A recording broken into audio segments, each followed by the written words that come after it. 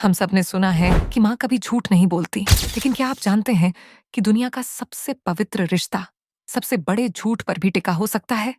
आज की कहानी एक ऐसी माँ की है जिसने अपने बेटे की कामयाबी के लिए मौत से सौदा कर लिया।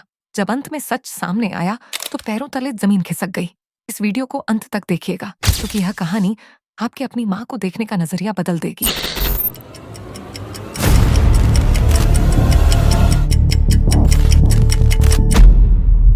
शहर की एक तंग गली के छोटे से घर में सूरज की पहली किरण के साथ ही सावित्री की खांसी गूंज उठती थी। वह पिछले कई महीनों से बीमार थी, लेकिन जैसे ही उसका बेटा करण कमरे में आता, वह अपनी तकलीफ को एक फीकी मुस्कान के पीछे छिपा लेती। माँ, अब आपकी तबीयत कैसी है? आप रात भर खांस रही थी। क्या आपने दवाई ली? अरे पागल, मैं तो बिल्कुल ठीक हूँ। वो तो बस थोड़ी धूल की वजह से गला खराब हो गया था। देख, मैं तो बिना सहारे के अब चल भी लेती हूँ। तू अपनी पढ़ाई पर ध्यान दे। बस कुछ ही दिन बचे हैं तेरे फाइनल ईयर की कॉलेज की फीस जमा करने में। करण खुश हो जाता। उसे लगता कि उसकी माँ की महंगी दवाइयां असर कर रही हैं।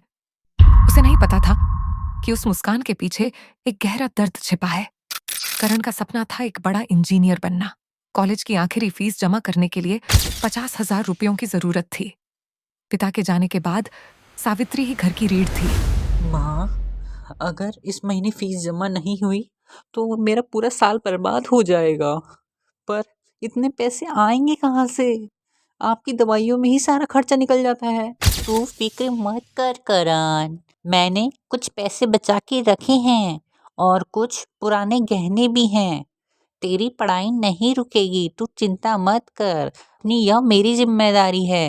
उसी दोपहर करण ने देखा कि माँ दवाइयों का वो थैला लेकर बाहर जा रही है, जो वह हर महीने अस्पताल से लाती थी। करण को लगा वो डॉक्टर को दिखाने जा रही है। करण का मन नहीं माना। वह चुपके से अपनी माँ के पीछे चल दिया। उसने देखा कि माँ अस्पताल नहीं बल्कि शहर के एक पुराने मेडिकल स्टोर पर गई। वहां जो उसने देखा, उसने उसके होश उड़ा दिए। सावित्री जी, ये दवाइयाँ बहुत महंगी है। अगर आप इन्हें वापस बेचेंगी तो आपको आधे दाम ही मिलेंगे, और आपकी हालत देखकर लगता है कि आपको इनकी बहुत जरूरत है। भैया, मुझे मेरी जान की फिक्र नहीं है। मुझे मेरे बेटे की फीस भरनी है। वो कॉलेज के आखिरी सेमेस्टर में है और अगर उसकी फीस नहीं जमा करी गई तो वो फेल हो जाएगा। वो पेपर नहीं दे पाएगा। आप बस ये दवाइयाँ रख लो और जो भी पैसे बनते हैं वो मुझे दे दो। उसे पता नहीं चलना चाहिए कि मैं दवाइयाँ नहीं खा रही। करण दीवार के पीछे छिपकर फूट फूट कर रोने लगा। उसे समझ आ गया कि माँ क्यों कहती थी कि वह ठीक है। वह अपनी जिंदगी की दवा बेचकर करण के भविष्य की किश्तें भर रही थी। दिन बीतते गए। माँ की हालत हर गुजरते दिन के साथ बिगड़ती जा रही थी। उनके चेहरे का रंग पीला पड़ गया था और आंखें अंदर धंस गई थीं। लेकिन जब भी करण पूछता, माँ का एक ही जवाब होता, मैं बिल्कुल ठीक हूँ। माँ, आज मैंने फीस जमा कर दी। अब मैं बड़ा आदमी बन जाऊंगा माँ, और आपका सबसे अच्छे अस्पताल में इलाज करवाऊंगा माँ। देख लेना माँ, आप देख लेना। बस बेटा, तू कामयाब हो जा। मेरा इलाज तो ऊपर वाला खुद कर देगा। मुझे ऊपर वाले पे पूरा भरोसा है। अब मुझे थोड़ी देर सोने दे। मैं बहुत थक गई हूँ।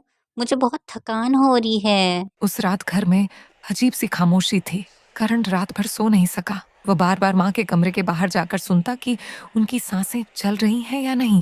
सुबह जब सूरज उगा तो सावित्री नहीं उठी। करण पागलों की तरह उसे हिलाने लगा, चिल्लाने लगा। माँ, माँ उठो ना माँ, माँ उठो ना। देखो मैं इंजीनियर बन गया माँ। सुनो ना, उठो ना माँ, माँ उठो ना। तकिए के नीचे एक छोटी सी चिट्ठी मिली। कांपते हाथों से करण ने उसे खोला। उसमें लिखा था, बेटा, अगर मैं दवा खा लेती तो शायद कुछ महीने और जी लेती, लेकिन तू कभी इंजीनियर नहीं बन पाता। मेरा झूठ ही तेरी कामयाबी की सीढ़ी था। रोना मत, मैं तेरे अंदर की कामयाबी में हमेशा जिंदा रहूंगी।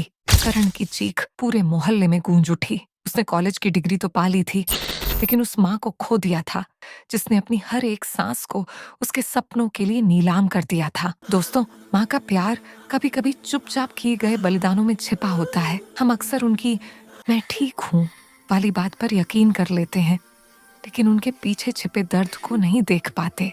आज ही अपनी माँ के पास जाइए, उन्हें गले लगाइए और कहिए कि आप उनसे कितना प्यार करते हैं, क्योंकि माँ जैसा दुनिया में कोई दूसरा नहीं होता।